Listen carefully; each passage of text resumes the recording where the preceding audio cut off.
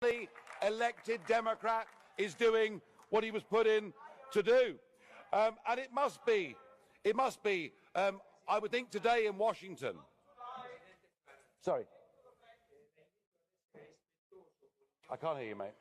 Di questo Parlamento e delle funzioni istituzionali dei institutional Questo lo dobbiamo non solo per il rispetto istituzionale alla Commissione, ma anche alla benevolenza della commissaria vicepresidente e alto rappresentante onorevole Mogherini. La ringrazio. Thank you. And out of institutional respect, President, to the truth, perhaps you will understand and agree with me that within the European form of lawmaking, it is the unelected Commission that have the sole right to propose legislation. If I'm wrong in saying that, you can throw me out of this Parliament right here, right now, this afternoon. Onorevole Farage, io la richiamo soltanto a un atteggiamento rispettoso. I am just asking you to be a little bit more respectful, please. Prego, Thank può you. continuare. You may continue. Oh, I'll be respectful, all right. And perhaps you will be too, for the right of the leader of a political party that won the European elections in the United Kingdom in 2014. Now, it seems to me that actually, with all the anti-Trump rhetoric that is coming from everywhere, actually what we're hearing is the true nature of the European project, which is genuine anti-Americanism. Trump is motivated by protecting the United States of America from Islamic terrorism, whereas what has happened in this room and in governments around Europe is you have welcomed these people into your own homes. But can we please, just for a moment, look at the facts?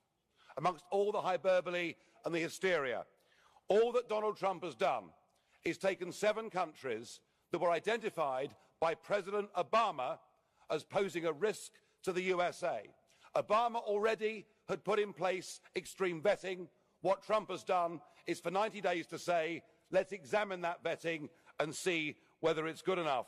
But I want to ask you, Mr. Verhofstadt, and all the others, with your faux outrage today, where were you when Obama in 2011 banned any Iraqi from going into the country for 6 months?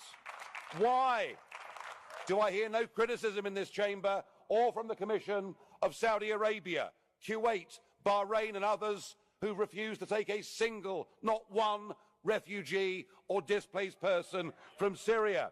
And how can it be that on Holocaust Day, last Friday, not a single one of you criticised the 16 countries in the world that ban Israeli Jews from even going to their country on holiday? What is this hypocrisy? So perhaps what we need to do, Mr. President, and through you to the members, perhaps what we need to do is to be a little bit more constructive. All of us here say we're Democrats. Well, here's a chance to prove it. Let us invite President Trump to come here to this European Parliament.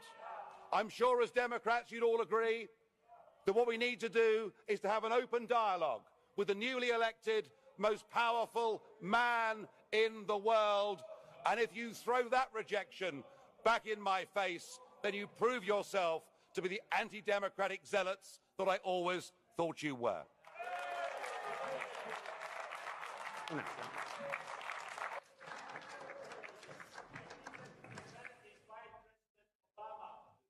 Could we have a microphone to speak? Grazie, onorevole Verhofstadt. Thank you, Mr. Verhofstadt. Onorevole De Graaf per il gruppo Mr. INF. De Graaf now Prego. for the ENF group, please. President, Mr. Tusk